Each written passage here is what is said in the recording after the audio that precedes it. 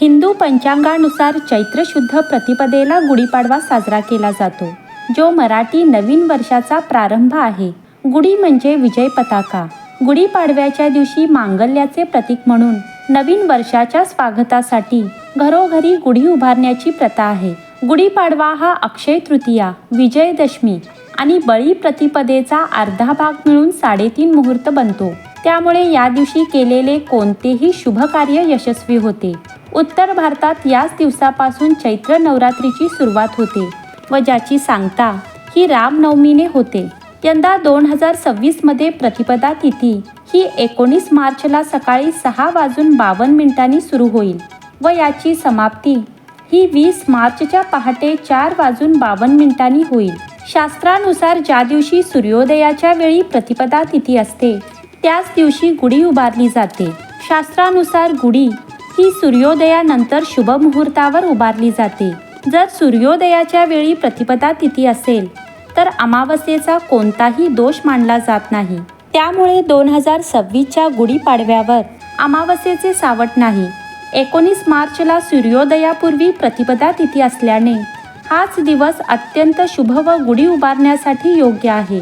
शास्त्रानुसार 19 मार्चला सकाळी शुद्ध प्रतिपदेचा क्षय आहे. याचा अर्थ असा की अमावस्या संपल्यानंतरच नवीन वर्षाची तिथी लागू होते.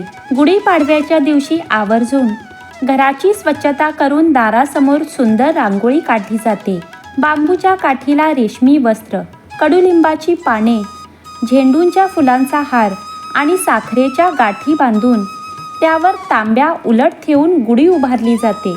या दिवशी आवर्जून श्रीखंडपुरी, पुरणपोळी यासारख्या पारंपरिक पदार्थ बनवले जातात. पूजेनंतर कडुनिंबाची पाने, जिरे आणि गूळ यांचा प्रसाद दिला जातो, जो आरोग्यासाठीही लाभदायक मानला जातो. विशेष करून कडुलिंबाची पाने खाणे हे शास्त्रानुसार सुचविलेले अनिवार्य विधी आहेत. या गुढीपाडव्याच्या तशा अनेक आख्यायिका आहेत. पौराणिक कथेनुसार भगवान सूर्य यांनी या दिवशी सूर्य सिद्धांताचा ग्रंथ प्रकट केला.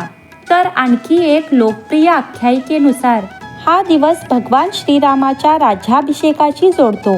जेव्हा श्रीराम हे 14 वर्षाच्या वनवासातून माता सीता व लक्ष्मणासह अयोध्येला परतले, त्यावेळी रावणावरील त्यांचा विजय हा वाईटावर चांगल्याचा विजय म्हणून पाहिला जातो. परिणामी या दिवशी पूजा केल्यानंतर घराबाहेर पारंपरिक गुढीध्वज फडकवला जातो. हा विजय, समृद्धी व शुभ वर्षाच्या सुरुवातीचे प्रतीक आहे.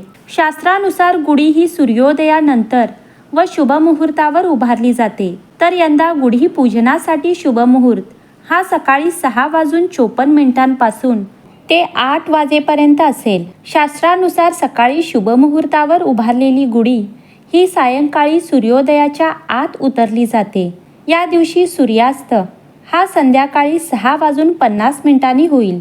त्यामुळे या दिवशी गुढी उतरण्यासाठी योग्य वेळ ही संध्याकाळी 5:18 ते 6:49 पर्यंत असेल.